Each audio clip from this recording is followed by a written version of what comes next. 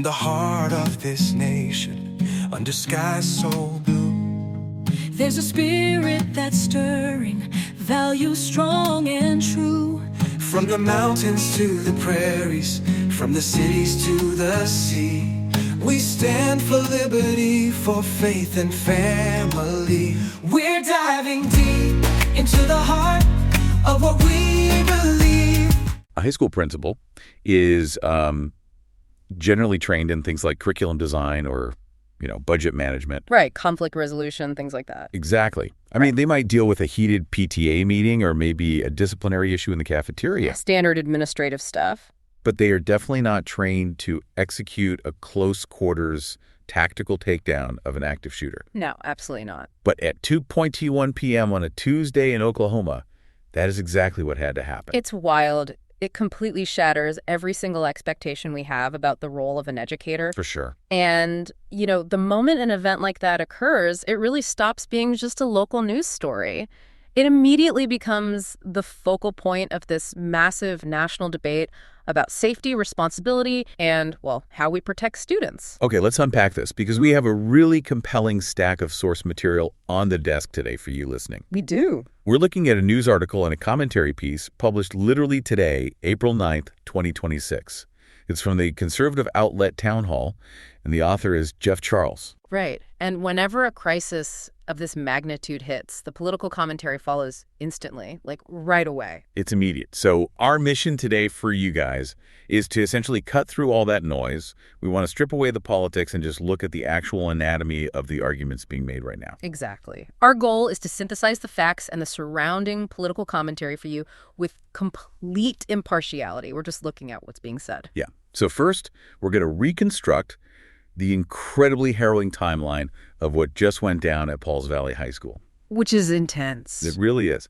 And then we'll look at the visceral public reaction and finally examine how this specific town hall publication uses this intense event to argue for a very particular approach to school security. So we really need to start with the timeline provided by the Oklahoma State Bureau of Investigation, the OSBI. Right, because the margins here are they're terrifyingly narrow. The margins between a thwarted attack and an absolute catastrophe were incredibly thin. We're looking at an event that unfolded at exactly 2:21 p.m. Which, if you think about a school day, that is a highly vulnerable window for a campus. Oh, absolutely. Because that's the tail end of the school day. You have students wrapping up their final periods, teachers are preparing for dismissal, and the hallways are likely beginning to see movement. People are packing up their bags, right? Exactly. And into that exact environment walks a 20-year-old former student named Victor Hawkins, and he's carrying a firearm. What's fascinating here is the specific phrasing from the OSBI spokesperson, Hunter McKee. It's crucial to understanding why the outcome was what it was. How so? Well, McKee specifically emphasized the immediacy of the reaction. He stated that the principal, Kirk Moore, noticed an adult male subject had stepped foot into the school with a gun. And then McKee notes, the exact moment the principal noticed this, he quickly stepped in. Which is not the standard protocol. Not at all. I mean, usually when we think of school lockdown protocols, we think of hiding, barricading doors, and waiting. You turn off the lights and keep the kids quiet. Right, you wait for law enforcement. Yeah. But Principal Moore essentially acted like a linebacker, sprinting directly toward the threat.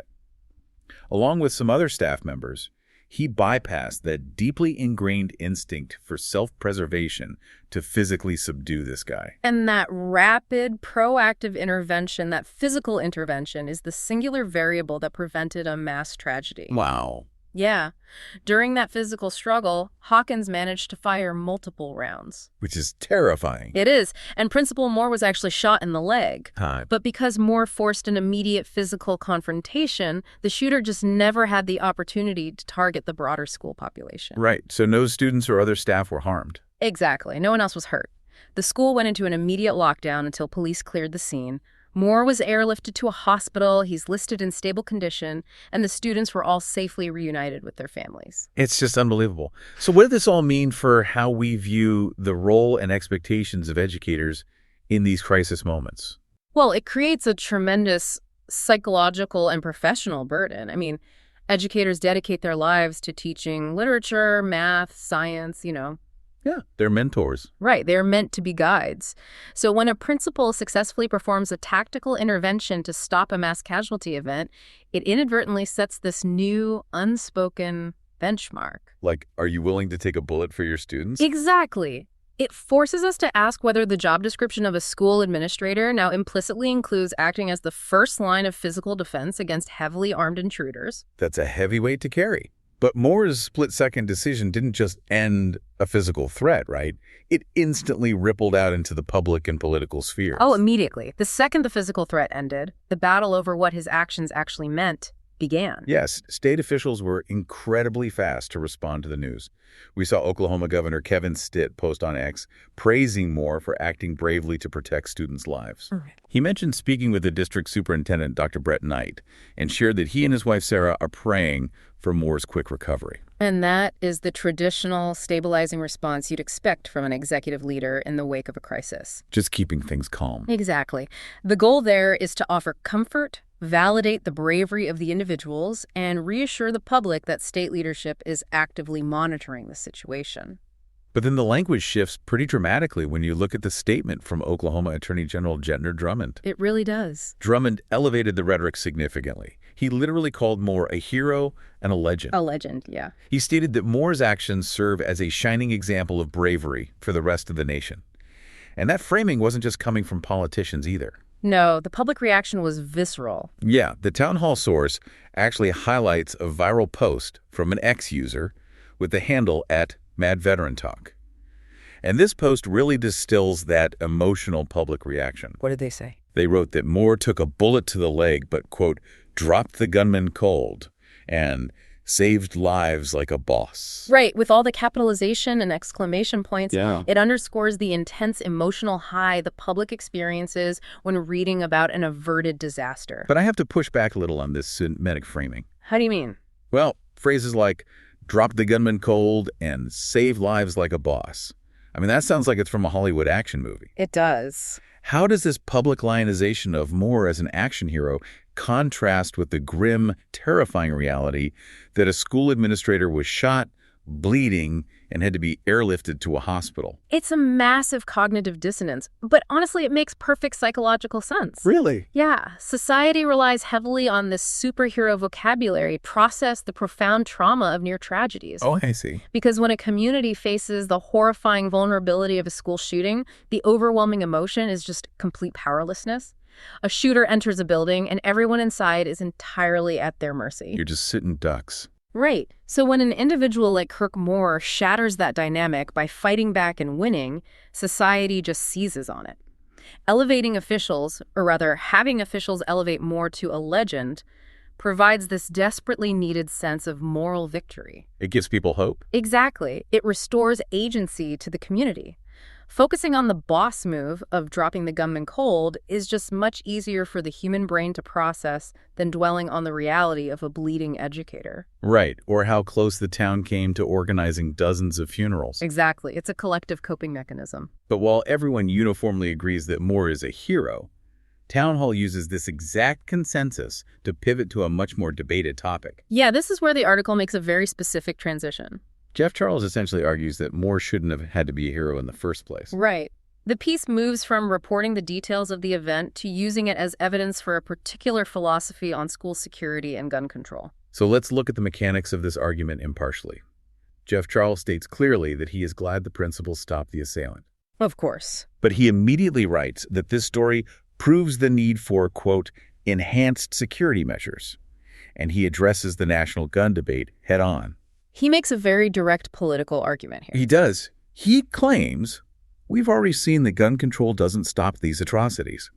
And he states that if Moore hadn't acted, anti-gunners would have had a field day with this story. So the author is actively rejecting legislative gun control here. He's arguing that the mere occurrence of this event, the fact that this 20-year-old got a gun and walked onto campus, is proof that external legislative attempts to restrict firearms are flawed. Basically saying macro-level laws aren't the perimeter of safety. Exactly. He's saying the perimeter has to be drawn at the physical entrance of the building itself. He favors hardening schools. Right. And his proposed solution is very specific. He writes that armed security, metal detectors, and vigilance are what's needed. It's heavily focused on physical barriers. Right. It's like saying you shouldn't need a hero to catch someone at the bottom of a cliff if you would just build a better fence at the top. That's a great way to put it. But here's where it gets really interesting. The source points out that Oklahoma has actually passed laws encouraging schools to adopt greater security precautions. Yes. And this is the kicker, it stresses, that it is up to the individual schools to actually implement them.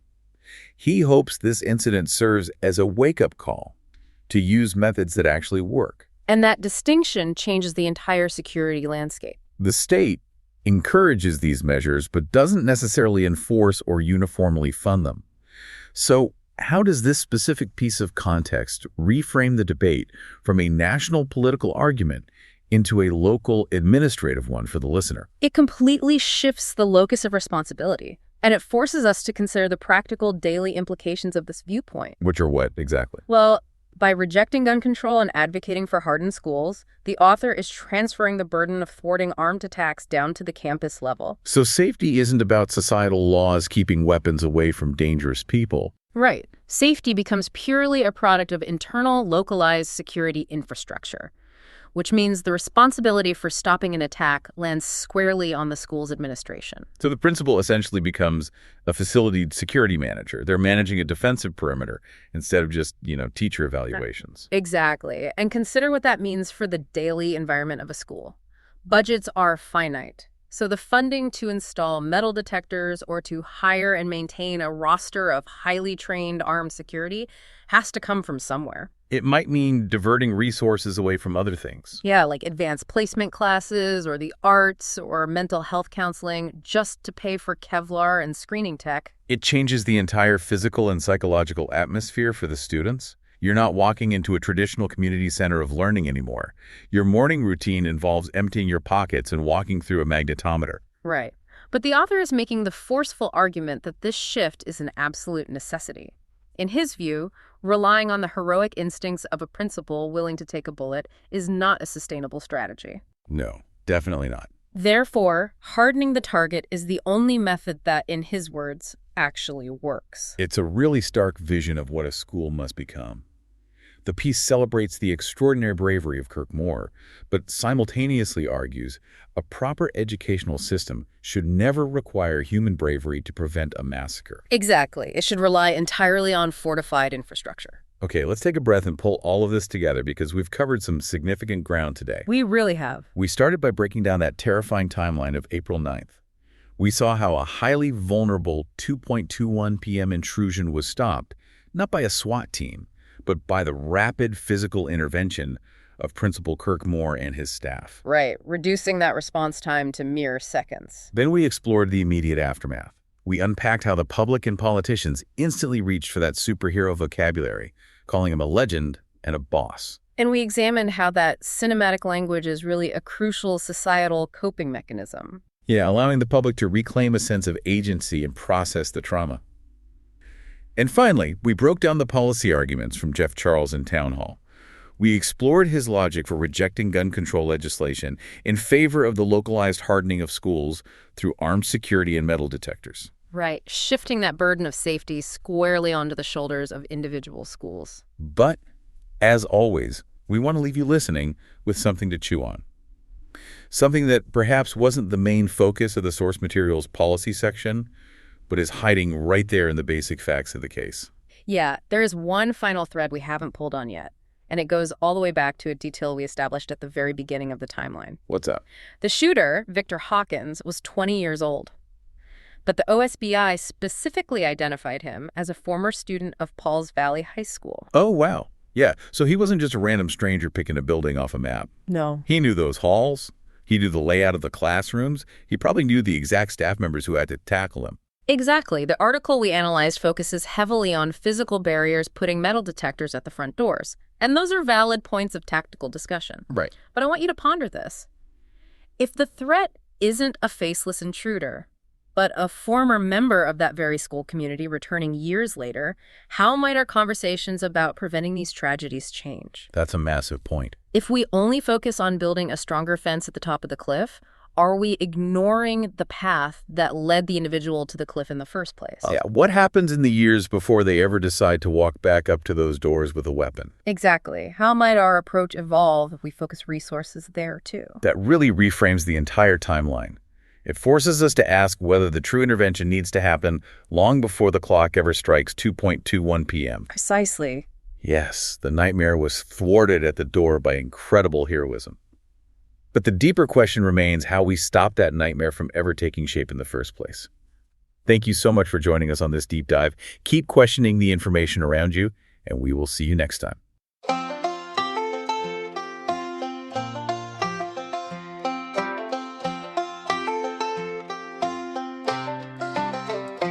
In the heart of this nation, under skies so blue, there's a spirit that's stirring, values strong and true. From the mountains to the prairies, from the cities to the sea, we stand for liberty, for faith and family.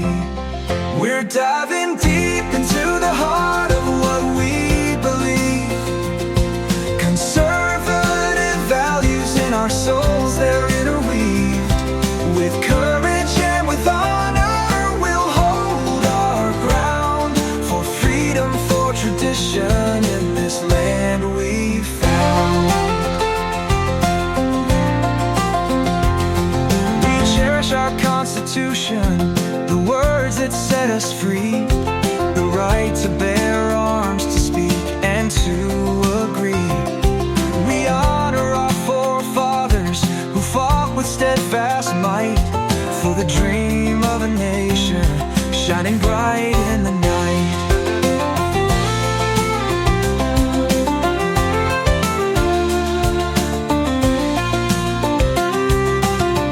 In every town and village, in every heart and home, we'll uphold our principles, together we'll roam. Through trials and through triumphs, we'll never lose our way, with conservative values leading us day by day. We're diving deep into the heart of what we believe. Conservative values in our souls, they're interweaved. With courage and with honor, we'll hold our ground for freedom, for tradition in this land we found. So here's to the brave, to the strong, to the free, to the spirit that binds us from sea to shining sea. We'll die